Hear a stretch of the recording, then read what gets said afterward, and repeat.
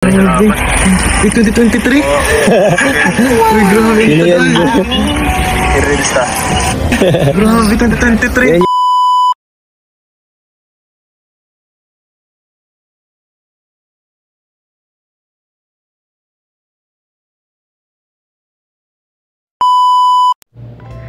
So, magandang araw sa ating mga kalingap kung saan man tayong sulok ng mundo, sa Papa Visayas, Mindanao, Luzon, Mapa OFW, kamusta tayong lahat mga kalingap? Bago tayong mag-umpisa sa ating reaction, huwag tayong magsawa sa pagpasasalamat sa ama ng kalingap, Balsam Tustos Matubang, Ate Edna Vlog, Kalingap Rab, Kalingap Ido, Jack Tapia Matubang, Charity Vloggers sa buong mundo na tumutulong sa ating mga kababayan mahirap.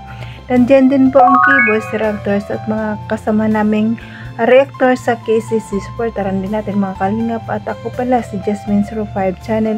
Kung hindi ka pa nakasubscribe, please subscribe and don't forget to hit the notification bell para lagi ka notify sa aking mga upload araw-araw mga kalingap. Ito mga kalingap, ang sabihin ko lang dito, pakipanood ng video bago magkomento at panoorin talaga ng mabuti para alam kung ano talaga ang nilalaman nito. At tara naman lang kalingap, panoorin natin ang video. Samahan niyo ako. Tara, let's go. 1, 2, 3, go. Grabe. Ikaw na yata ang pinakasweteng lalaki na kilala ko. Kaya ingat-ingatan niya.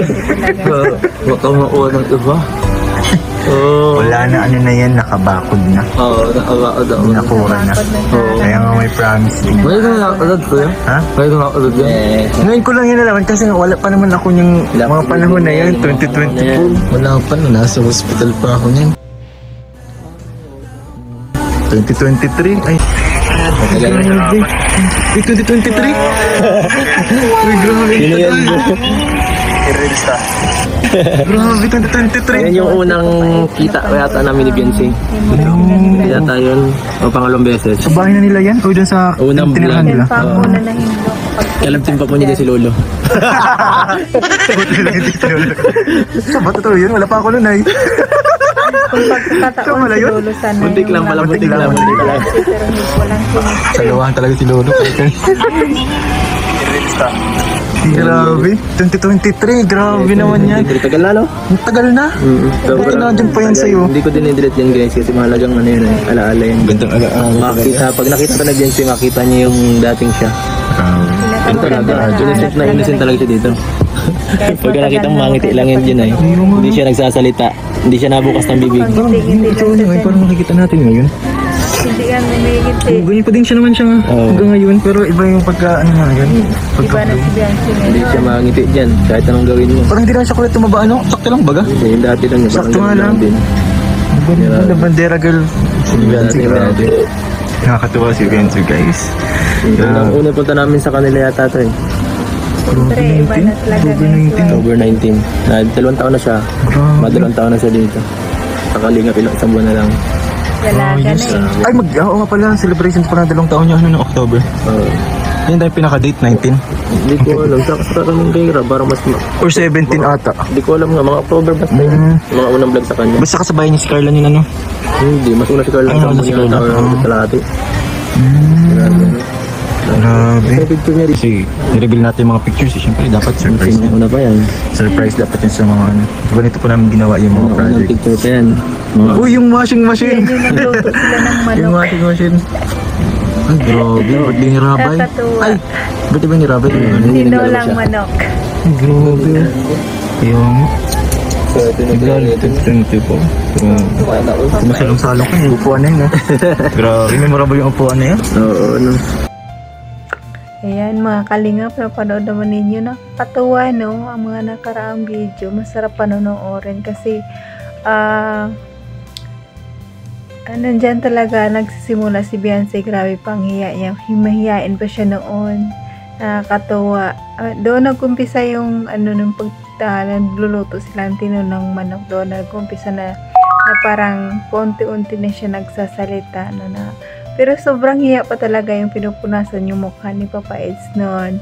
Nakakatawa yung panoorin. I-throwback ko ngayon minsan. Napakaganda talaga. Ang gandang panoorin.